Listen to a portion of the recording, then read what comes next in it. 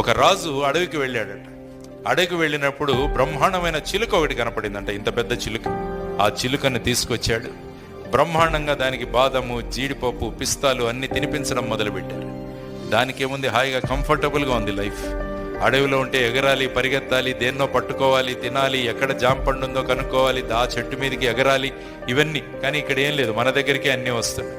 ఒక వారం తర్వాత రాజు తన కిటికీ తెరిస్తే ఇది బ్రహ్మాండంగా ఎగురుతూ ఉంటుందేమో అనుకుంటే అది అక్కడే కూర్చున్నాం.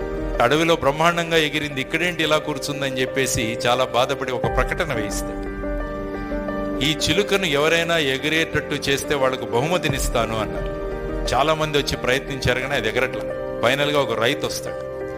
రైతు ఒక గొడ్డలి తీసుకొని వచ్చి అది ఏ కొమ్మ మీద కూర్చుందో ఆ కొమ్మను కట్ చేసేస్తాడు. అది వెంటనే ఎగురుతుంది అనమాట. కాబట్టి మనం కూడా లక్ష్య సాధనలో ముందుకు వెళ్ళాలంటే కంఫర్ట్ జోన్ నుంచి బయటపడాలి.